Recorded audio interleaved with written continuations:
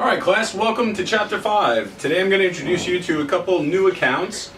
Basically we're going to be talking about 3 temporary accounts. Up to this point, everything that we've talked about has been a permanent account.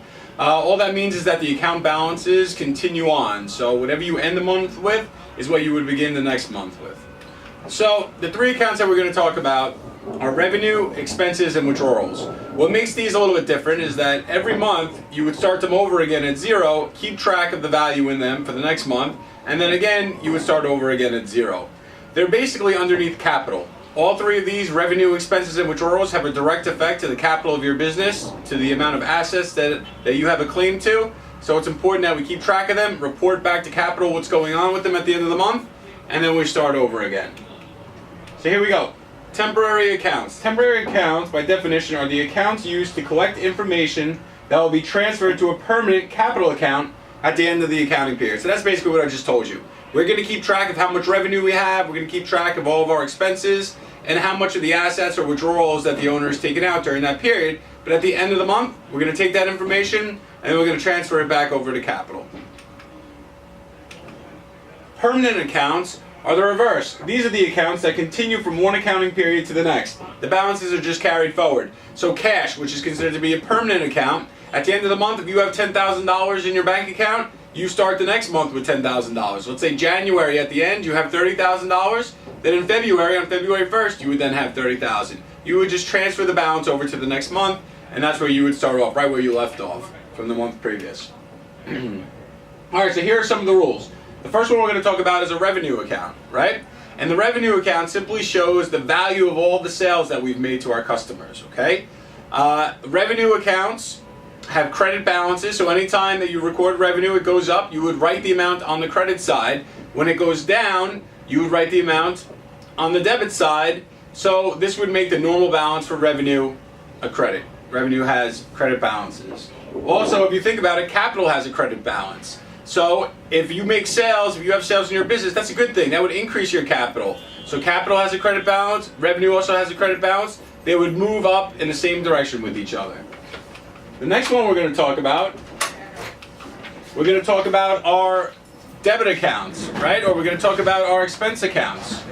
Expense accounts is when the business needs to pay a bill or it has something that it has to pay that's part of the business, right? So debit accounts would go up on the debit side. If your expenses are going down, you would write that amount on your credit side. Think about capital. Capital has a credit balance. When you pay bills or you have to use an asset to pay the bills of the company, that would make your total assets go down or your capital accounts decrease, right? So capital has a credit balance. Expenses would have a debit balance. It would ultimately make capital go down. Withdrawals is the third one that we're going to talk about. And withdrawals is anytime the owner of the business takes out one of the assets for personal use. So let's say that they have something going on that they need some cash for. They're allowed to go in the business and take cash out. That's an asset. It's okay, they can take it for personal use, but they just have to tell the business that they're going and they're going to be taking it out. So when they do that, withdrawals have debit balances. Think about capital. If capital has a credit balance and you're withdrawing one of the assets out, that's going to make your capital go down. So withdrawals would also have a debit balance, showing that the amount of assets that you have claim to now as the owner is actually going down.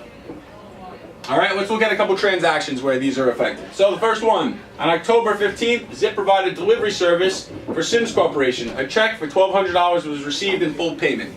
So let's talk about which 2 accounts are affected. If you were providing your services, the account that you would use is revenue. And then you have to ask yourself, how are you getting paid? Are they giving you money for it, which would be cash? Or is it accounts receivable, meaning that they're going to pay you back later? So in this case, there's a check that was received. So cash and bank and delivery revenue are the 2 accounts that are affected. Cash and bank is going up, and if cash and bank is going up, it's an asset. So we would write the amount on the debit side. Delivery revenue is going up. It has a normal balance of a credit. So if delivery revenue is affected, we would write the amount on the credit side. Look here, we have equal debits and equal credits. Revenue is an example of one of our 3 temporary accounts, right? At the end of the month, we'll keep track of revenue, and then we'll pass that balance along to capital. Next transaction we're going to look at. On October 16th, Zip mailed a check for $700 to pay the rent. We know that rent is considered to be an expense. It's a bill that we have to pay as part of our business, right? Can't resell it, it doesn't hold value, but it's a bill we have to pay to keep our business operational. So let's talk about the 2 counts that would be affected. Rent expense would be one, and in this case we're writing out a check, so cash would be the other account that's affected. All right, rent expense, we know that when our expenses increase, we need to write the amount on the debit side.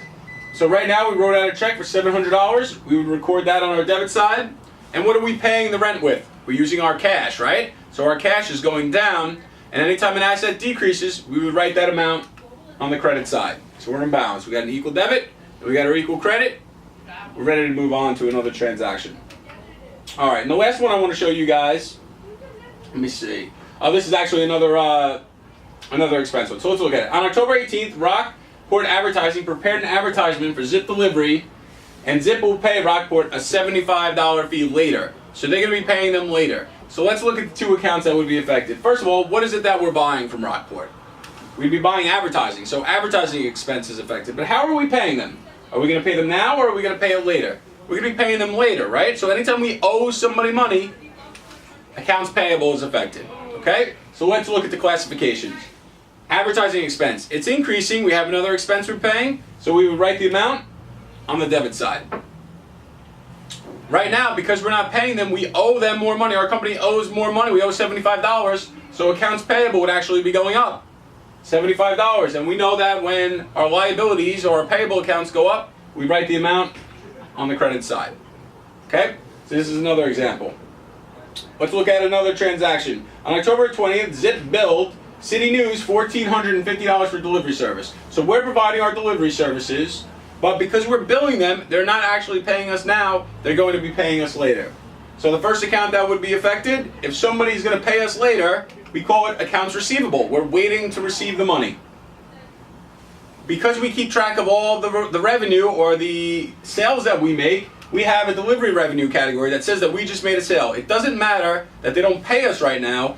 They promised to pay us, and we provided the service, so we keep track of that in our revenue accounts. So accounts receivable, it's an asset, it's going up, we're owed more money, we would write the amount on the debit side. Delivery revenue, it's going up, its normal balance is credit, so we would write the amount on the credit side. We're in balance, $14.50 on the debit side and $14.50 on the credit side. Time to move on to another transaction. On October 28th, Zip paid $125 bill, check number 104. So again, we're just paying the telephone bill. Telephone, electric, these are all called utilities. Electric, water, anything that we need to operate the business, these are called utilities expense. And we're paying in cash, so we know expenses go up on the debit side and cash in bank, it's going down, so we write it on the credit side. All right. On October 29th, Zip wrote out a check, $105 for $600 out of the office repainted. All right? When you repaint it, you keep up with something. In business, we call that maintenance. So we're going to call that maintenance expense. And because we were paying with check 105, we know that our cash is going down because we wrote out a check. So cash in bank would be the other account affected.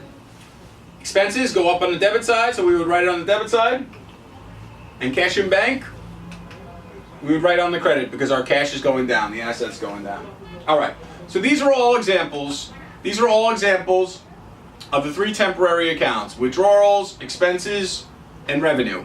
Again, we keep track of those throughout an entire month, but at the end of the month, we need to close them and we need to tell capital what happened, whether or not our capital was increasing or decreasing because of them. So we do closing entries, which we'll go over in another chapter, but the whole point is that we take those three, the temporary accounts, because they only last for a period, and we pass the balances over to capital, and then they start over again so we can analyze and look into them a little bit more. So there you go. That is Chapter 5. We'll be moving on to Chapter 6, where we start to actually record some of these transactions.